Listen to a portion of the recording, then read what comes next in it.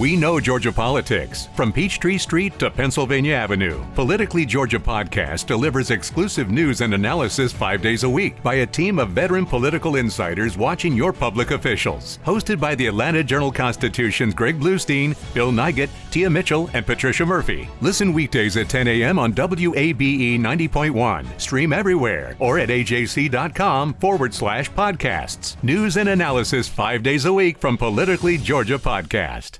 ¿Te preocupas por tu familia? Entonces, ¿por qué darles solo huevos ordinarios cuando pueden disfrutar de lo mejor? Eggland's Best, los únicos huevos con ese delicioso sabor fresco de granja, además de la mejor nutrición, como 6 veces más vitamina D, 10 veces más vitamina E y 25% menos de grasa saturada que los huevos regulares, además de muchos otros nutrientes importantes. Así que, dales los mejores huevos. Eggland's Best, mejor sabor, mejor nutrición, mejores huevos. 7 billones de dólares a la economía mundial. Toda vez que existen riesgos. Más del 90% son MIPYME, que generan 80%. Dame 20 minutos de tu tiempo y yo a cambio te daré información sobre los temas más relevantes en materia de comercio exterior, fiscal y aduanas con un toque humano. Y hagamos un trueque, un podcast de TLC Magazine México. Hola, ¿cómo están? Bienvenidos a un programa más de Hagamos un trueque. El día de hoy tengo un invitado muy especial a quien admiro mucho, doctor Andrés Rode Ponce. ¿Cómo estás?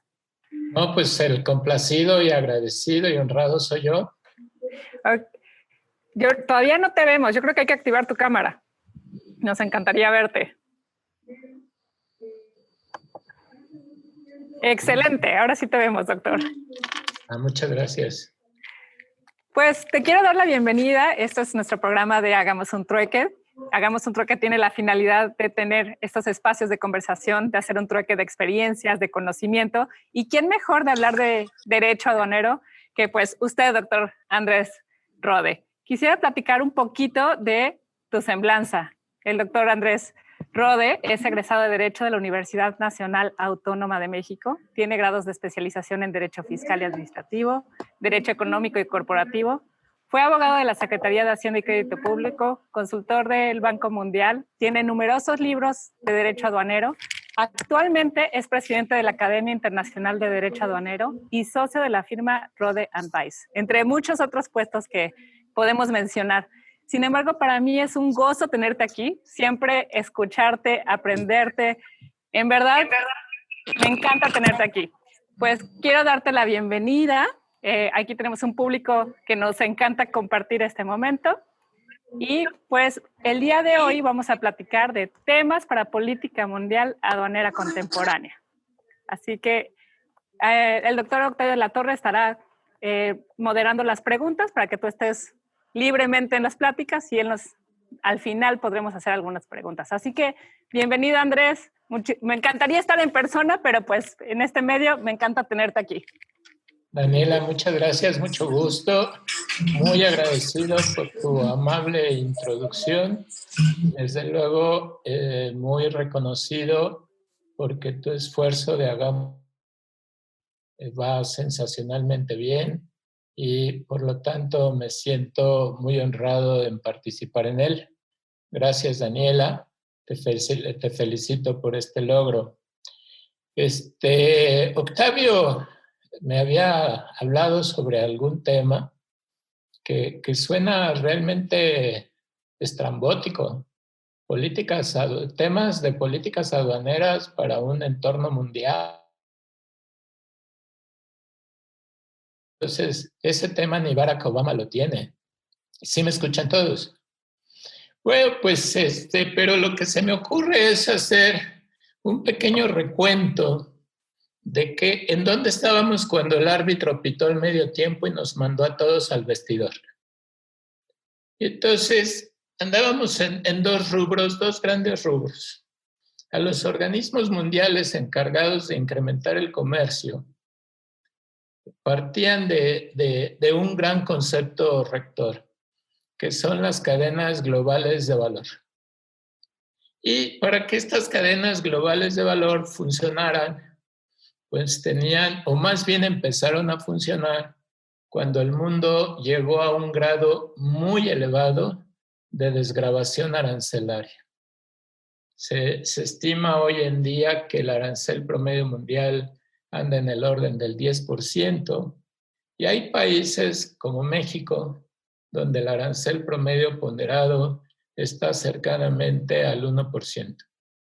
Entonces, estas cadenas globales de valor, desde el punto de vista estrictamente de régimen de regulación del comercio, pues tenían que ver con la desgravación arancelaria, pero las que no tienen que ver con el comercio, sino con lo financiero, tenía que ver mucho con la posibilidad de que los flujos de inversión, los flujos de capitales, pudieran moverse libremente por el mundo. No hay proceso industrial y comercial que, sobre todo en países como los de nosotros de economía emergentes, que no esté basado en la inversión nacional y extranjera. Por lo tanto, se acompañaban o se cimentaron en esta posibilidad de recibir la inversión extranjera. Si nosotros checamos la ley de inversión extranjera, es prácticamente una ley que se debe llamar ley de artículos derogados. Prácticamente la ley de inversión extranjera, al 80-90% de su articulado, está derogado. Si ustedes se meten a la edición de la Cámara de Diputados, que la mantienen actualizada, muy bien actualizada, el recorrido de esa ley es derogado, derogado, derogado, derogado. Ahora, esto funcionó, desde luego, los niveles históricos de captación de inversión extranjera en México, pues no tienen comparación con el histórico previamente recibido del 90 para atrás. Pero hay otro argumento que sustenta las cadenas globales de valor, que es la no manipulación de los tipos de cambio por los bancos centrales. En materia financiera y comercial, el nivel del mar es el nivel del tipo de cambio. La manera de poder medir la orografía de los países es que todos respetemos como punto de medición el nivel del mar. Por lo tanto, en materia de regulaciones financieras y manipulaciones, el chiste es el tipo de cambio. Total, que los organismos encargados de cómo incrementar el comercio, destacadamente la Organización Mundial de Comercio, pues se partieron de un gran eje, cadenas globales de valor, y en la repercusión aduanera. En aproximadamente un año. ¿Y por qué te digo en un año? Pues porque... ¿Sí me escuchan? En materia aduanera, ese principio de cadenas globales de valor repercutió destacadamente en los términos de facilitación del comercio. El gran enunciado de la Convención de Kioto sobre sistemas, sobre el Convenio Internacional de Armonización y Simplificación de Regímenes Aduaneros, el gran principio que enarbola es que el control aduanero debiera ser tan mínimo como fuera posible. Ese es el gran principio que en algún lugar, en alguna regla de esa convención que tiene buenos principios, pero está pésimamente mal hecha, está mal estructurada, el gran principio dice: el control aduanero debiera ser lo mínimo como sea posible.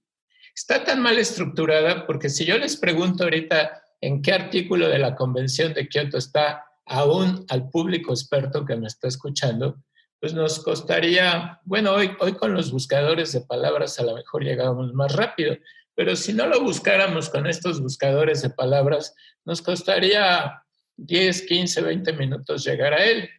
De la misma manera, la Convención de Kioto escondió o malubicó el gran principio del derecho aduanero y de lo aduanero, y lo metió por allá escondido en la regla 6.1, que dice: todas las mercancías y los medios de transporte que entren o salgan del territorio aduanero estén o no sujetas a aranceles o a regulaciones, deben someterse al control aduanero.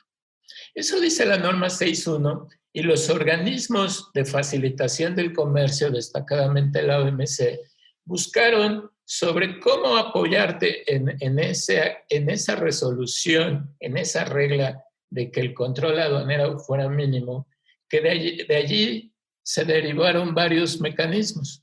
Por ejemplo, la auditoría ex post. Este es consecuencia de considerar que la aduana, en la mayor medida de todo lo posible, deje de estar revisando los embarques en el punto de entrada al país.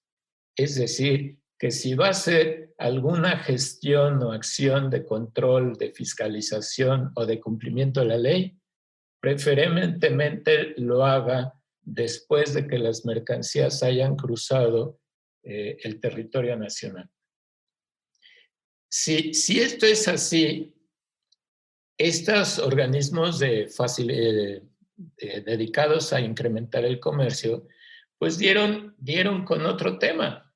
Es decir, bueno, ¿por qué no toda esta fase del control aduanero, por qué no la privatizamos? Es decir, ¿por qué no la tercerizamos?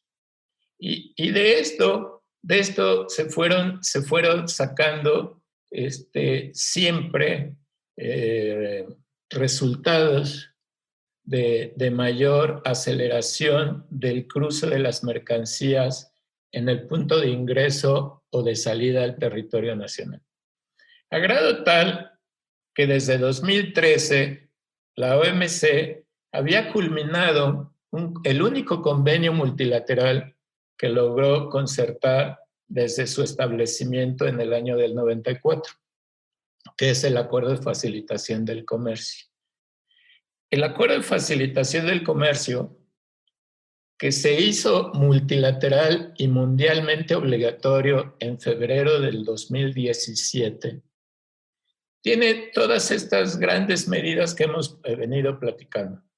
Cómo los países deben de publicar su orden jurídico, cómo deben privilegiarse las resoluciones anticipadas para evitar controversias al momento del despacho.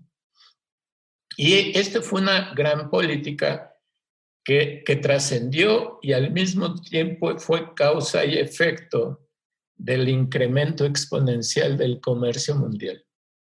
El comercio mundial del 95 para acá ha crecido, medido 95 contra hoy, es un diferencial bestial. Y desde luego este crecimiento a nivel estadístico, si lo llevamos a nivel contenedores, pues fueron medidas necesarias porque si no todas las aduanas del mundo se hubieran congestionado. Entonces, resumo, los organismos dedicados a la cuestión del comercio internacional tuvieron un gran eje que es el imán de todas sus políticas alrededor, que son las cadenas globales de valor. Lo que los periodistas y los economistas le llaman globalización, que es la deslocalización industrial de los procesos industriales en muchos países. Prácticamente este efecto hizo que las reglas de origen dejaran de ser tan útiles como en el pasado, porque las reglas de origen están hasta el día de hoy basadas en el origen de los insumos, cuando las cadenas globales de valor lo que mueven son procesos. Por lo tanto, se ha planteado en el seno mismo de la OMC si es hora de hacer un upgrade a las reglas de origen para adecuarlas a determinar el origen, no por el volumen de insumos o el valor de los insumos, sino por el tipo de procesos.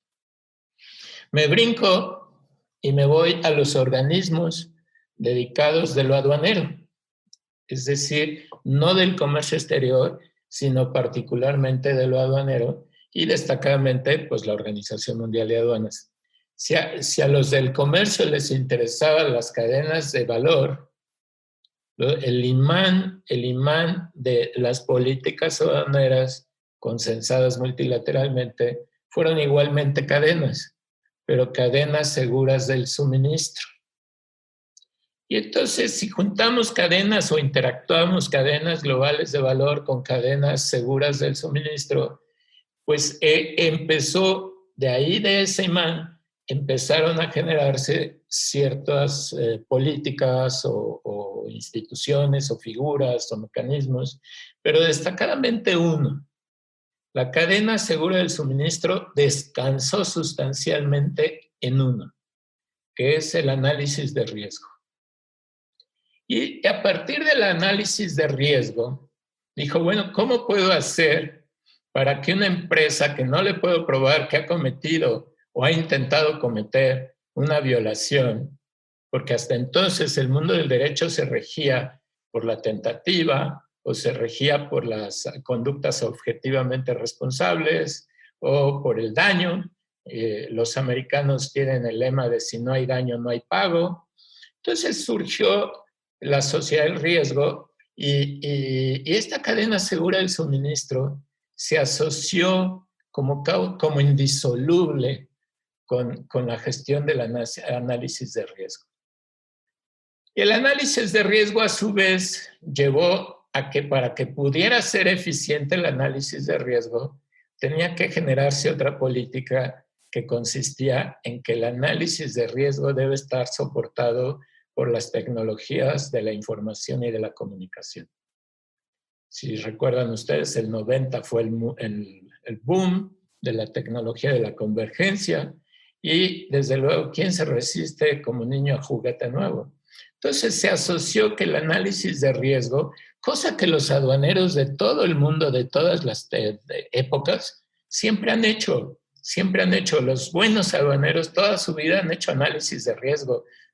Pero acá se asoció que el análisis de riesgo tenía que ser usado o desprendido o apoyado o procesado por las nuevas tecnologías de la información y la computación. Software, equipos, gadgets, densímetros, tomavistas, todos los juguetes que se les ocurra. Y esto a su vez llevó a un proceso de certificaciones y adquisiciones. Es decir, la manera de saber que un importador no es de mal riesgo, de alto riesgo, es porque está certificado.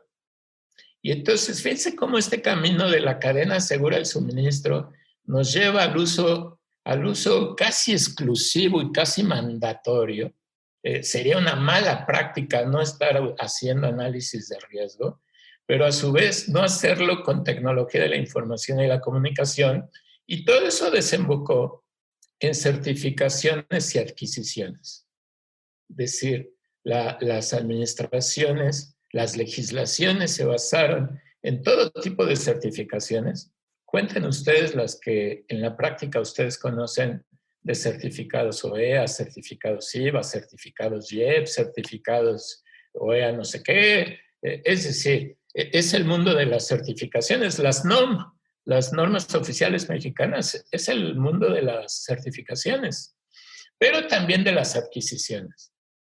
Y los gobiernos, las aduanas del mundo empezaron a gastar mucho dinero en adquisiciones porque tenían que comprar rayos gamma, rayos X, rayos de no sé qué rayos, de tal manera que en esas estábamos cuando el árbitro pita, acaba el primer tiempo y nos manda a todos a casa. ¿Qué va a ocurrir cuando el árbitro, ojalá que próximamente, salga de nuevo a la cancha y pita y diga, continuamos? Pues me parece que a nivel internacional poco se va a mover, poco va a cambiar de giro.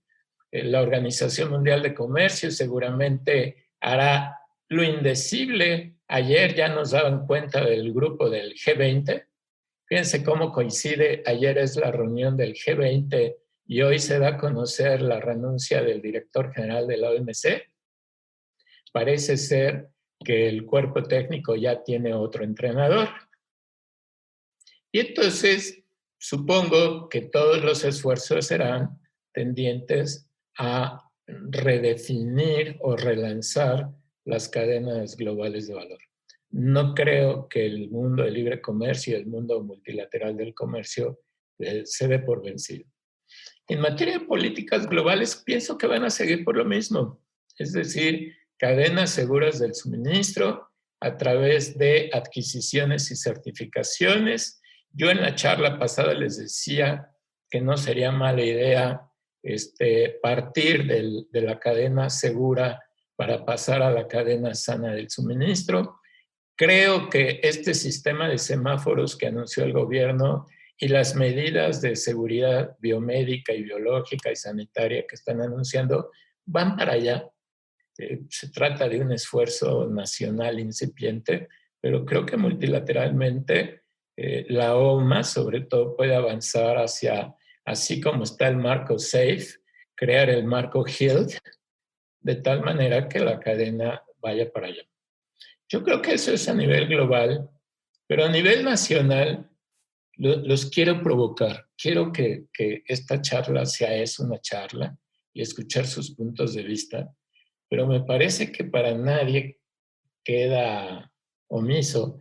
Creo que todos sabemos cuáles son los principales 2 rubros que el gobierno de la 4T está pensando en materia aduanera. Por lo menos hay 2 palabras que salen constantemente cada vez que el presidente y sus funcionarios hablan de aduanas. Y uno es la corrupción y otro es la recaudación. En esta charla los quiero incitar, los quiero provocar y decir, ¿por qué la sociedad en general, sobre todo la sociedad, la que no está muy vinculada en la operación directa de las aduanas, por qué la sociedad tiene la percepción, quizás incrementada, de corrupción? Y esto no creo que es particular de México. En el caso de México, las personas, la sociedad, tiene la percepción de corrupción en las aduanas. Pero las empresas que trabajan en lo aduanero, importadoras y exportadoras, la percepción que tienen es de inseguridad jurídica. Y decir, bueno, ¿en qué confluyen estas 2 cosas? Porque la corrupción le afecta, sobre todo lo difama al trabajador aduanero. Una imputación de aduanas va derechita a principio. Sabemos que en la corrupción hay 2 manos, el que da y el que recibe. Pero si empezamos el análisis dentro, decir qué fue lo que pasó o cuál era el mecanismo de cómo manejar los recursos humanos, los recursos en general destinados al aduanero. Yo sé que lo que voy a decir está lleno de generalidades, pero es una charla de media hora. Sé que no preciso detalles o evidencias.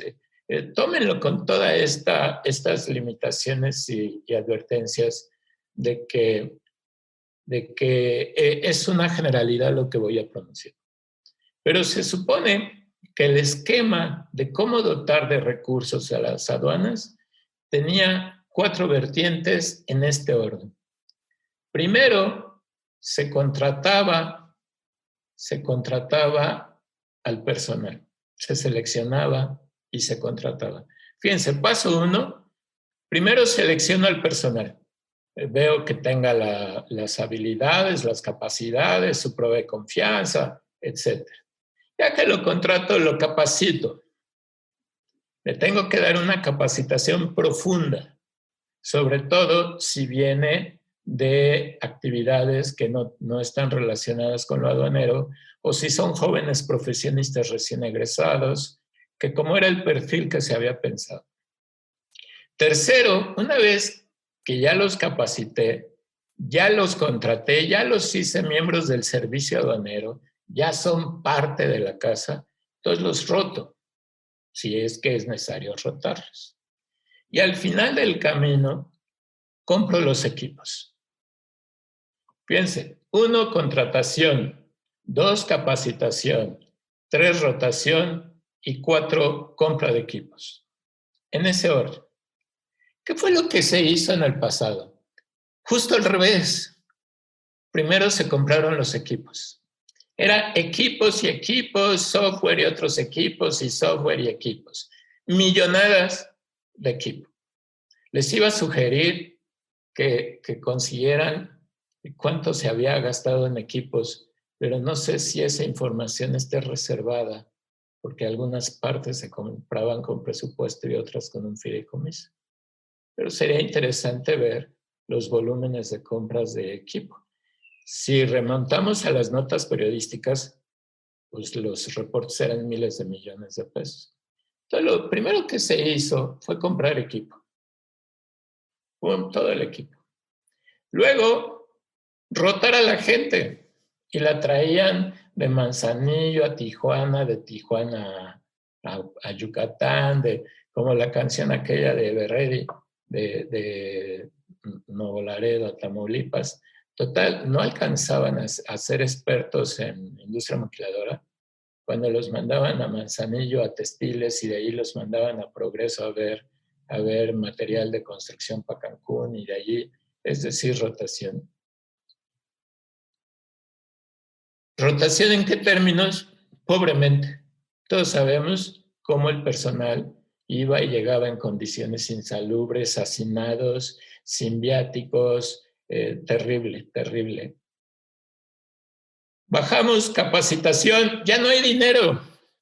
Oye, capacitación, ya no hay dinero. Ya me lo gasté en equipos, ya me lo gasté en andar mandando viáticos y gastos de transportación y trayendo a gente de aquí para allá. Capacitación, pues piénsale a distancia. ¿Se acuerdan ustedes de la Escuela Nacional de Capacitación? Bueno, ustedes no, porque son muy jóvenes, pero la Escuela Nacional de Capacitación Aduanera, que era orgullo de México en el mundo, en el 92, 93 desapareció y ha venido a partir de entonces esfuerzos aislados de escuelas de comercio exterior del SAT en Querétaro, en Tlalpan, no sé dónde. Pero fue lo último. Y luego dices, ¿y contratación? Y dices, oye, ¿el personal cómo lo tienes contratado? Por honorarios. Es decir, ni siquiera la plaza. Es decir, no se sienten ni en casa.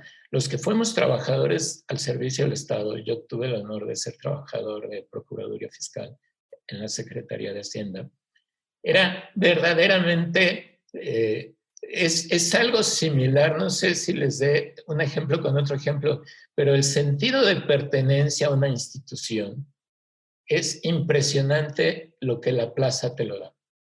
Y les iba a decir, es como sentirse parte de la UNAM, pero a lo mejor los que no estuvieron ni en Hacienda ni en UNAM no entienden, pero es un sentido de pertenencia importante. Entonces, el esquema era primero contratarlos, darles el sentido de pertenencia, darles la plaza, darles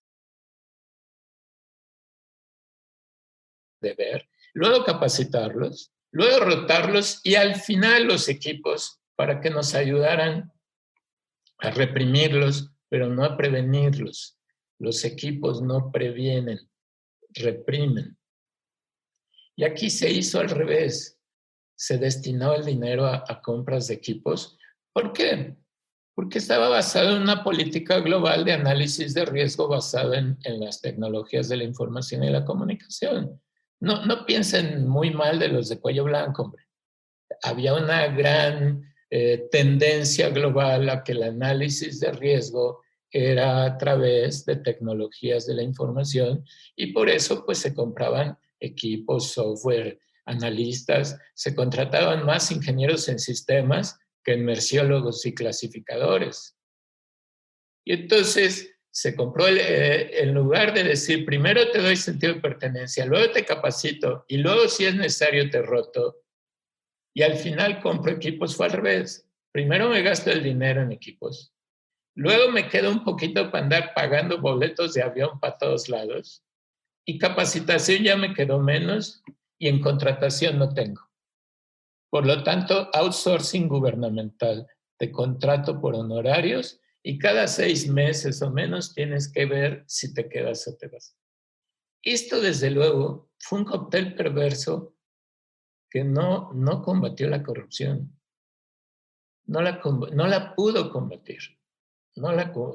Y además métanle un argumento que yo quiero abrir la discusión con ustedes.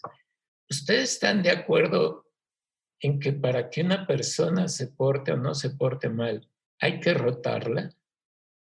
Es decir, la rotación a forcioris, cada calendario de mandar a un experto aduanero, sacarlo de Manzanillo para mandarlo a Veracruz y luego a Piedras Negras. Decir, ¿realmente este paradigma funcionó? Y entonces yo me di a la tarea de decir, bueno, ¿de dónde viene la rotación? Y encontré que la OMA se ha ocupado de la ética aduanera una vez cada 20 años. Hizo la declaración de Arusha en el 73, ¿en qué año? Creo que 73. Creo que 30 años después la revisó en el 2003 y de allí a la fecha acá. Y está basada, dice que la ética se contribuye con... ¿Cuáles creen que sean los instrumentos de la Convención de Arusha para combatir la corrupción? 1, que la aduana debe tener más liderazgo. 2, que la culpa es de la ley, que el marco regulador pone muchos trámites. 3, que la culpa es de la ley, que tiene muchos procedimientos y regímenes. 4, que se soluciona con automatización, modernización y auditoría de inteligencia. ¿Les suena? Pero dice en la 8 que las aduanas deben de esforzarse para que se rote el personal y no haya la posibilidad de que en las áreas vulnerables el personal quede por largo tiempo. Y de allí sacamos el 11º mandamiento. El personal tiene que rotarse. Yo recurrí a cuáles habían sido las mejores prácticas para esta rotación y encontré que una era la experiencia de un país en el Medio Oriente y la otra en la mitad del África. Y de allí se ha hecho un paradigma de que el personal hay que rotarlo. Y antes de abrir el tema charla, decir, y voy a dar mi espada por delante, decir, oye Andrés, ¿estás a favor de la rotación? Y digo, desde luego que no. Primero, cuando entra un funcionario joven a la aduana, generalmente son mujeres o hombres jóvenes, recién egresados de la escuela, algunos casados, jóvenes casados, con hijo, familia, papá, mamá, tíos, primos, amigos, los vecinos de la colonia. Y cuando tú los sacas fuera de su entorno, lo primero que les quitas es el control parental. Y el mejor vigilante es el papá, la mamá, la esposa, el esposo, los hijos, el tío, los amigos de la colonia. Y lo primero que haces es que la rotación los manda a algún lugar, alejados. Pero además no solo eso, quebranta la familia. Porque si ustedes piensan que cada 6 meses, 3 meses, el empleado regresa a casa a ver a su esposo, a su esposa, no, el dinero no les alcanza ni sus compromisos laborales. Por lo tanto, con el tiempo se empiezan a alejar de la familia. Y eso es terriblemente mal. Segundo, combínenlo con que no les dieron la plaza. Es decir, no hay sentimiento de pertenencia. Y en todos los lados hay zorros, así como los zorros malaconsejantes de Pinocho, pues igual los hay en las aduanas donde ven que estas personas andan solos, mal pagados, sin el ánimo de formar parte de un servicio exterior, tratándolos de aconsejar mal, decir, oye, mañana ya te vas y te vas a ir a otro lugar y de allí a otro lugar, etc. Y si a eso le suman la ausencia de capacitación, ¿cómo los puedes capacitar si están en 49 puntos lejanos y además movidos? Además no tienes la Escuela Nacional de Capacitación Aduanera. Entonces, esto es un molotov donde se invirtió, ojalá que bien, no tengo argumentos para decir que mal, ni pruebas ni evidencias para decir se compró mal, pero lo que sí es que se invirtió en equipos y no en las personas. La propuesta es que si queremos arrancar entre muchas acciones, de cómo combatir la corrupción, la pregunta y la propuesta es, ¿por qué no comenzamos por el personal? Es decir, porque al final, todo lo que al final ocurre es que entonces los andamos despidiendo. Y decir, ya se despidieron y se despidieron. El problema no es ese. El problema es que hay estructuras o políticas de fondo que pueden llevar a eso. La no contratación con plaza, la no capacitación y la rotación indiscriminada. Con esto los termino de provocar. Sé que esto es muy polémico, pero esa es mi finalidad, provocar la polémica y discutir de estos paradigmas, es decir, el paradigma de que se combate la corrupción con la rotación. Yo creo que no la combate, sino que la estimula. Quedo, desde luego, Daniela, a tus órdenes para si hay alguna... No preguntas, sino comentarios, puntos de vista. A lo mejor alguno de los que me escuchan no está de acuerdo, se vale, eso alimentaría, me ayudaría a mejorar mi punto de vista o a cambiarlo si es necesario. Es tiempo donde lo que menos debemos hacer es casarnos con nuestras propias ideas. Daniela Martínez, muchas gracias. Andrés, al contrario. A todos ustedes su comprensión. Sé que de pronto me paso y digo cosas que no, pero muchas gracias. Este fue un trueque con pensamientos provocadores. Nos dejaste este intercambio de todos tus conocimientos y esta experiencia. En verdad te lo agradecemos. Pido por favor que pongan el reconocimiento virtual. Te queremos dar un reconocimiento virtual. No podemos aquí tomarnos un vinito y seguir con esta charla. Pronto esperemos que lo podamos hacer. Así que te queremos dar este reconocimiento que lo hace TLC Magazine con Hagamos un Trueque. Otorga el presente reconocimiento a Andrés Rode Ponce por hacer un trueque en la plática virtual con el tema Temas para la Política Aduanera Mundial Contemporánea, del día 14 de mayo del 2020. Muchísimas gracias, Andrés. Gracias por tu plática y tus conocimientos. Y a todos los que pudieron estar con nosotros, gracias por darnos su tiempo y nosotros a cambio les damos experiencias. Esto es Hagamos un Trueque. Hemos llegado al final del trueque de hoy. Muchas gracias por acompañarnos. Esto fue Hagamos un Trueque vía Zoom, un evento de TLC Magazine México. Si te gustó esta plática, no olvides compartir cada evento con tus contactos, para que así continuemos esparciendo conocimiento y nos mantengamos actualizados. Encuentra todas nuestras pláticas a través de nuestra plataforma de educación en línea ingresando a www.tlcmagazinemexico.com.mx en la sección de cursos, donde podrás verlas nuevamente sin costo.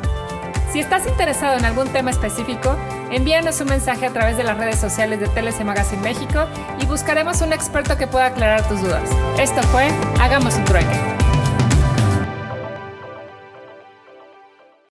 We know Georgia politics. From Peachtree Street to Pennsylvania Avenue, Politically Georgia Podcast delivers exclusive news and analysis 5 days a week by a team of veteran political insiders watching your public officials. Hosted by the Atlanta Journal-Constitution's Greg Bluestein, Bill Nigett, Tia Mitchell, and Patricia Murphy. Listen weekdays at 10 a.m. on WABE 90.1. Stream everywhere or at ajc.com/podcasts. News and analysis 5 days a week from Politically Georgia Podcast.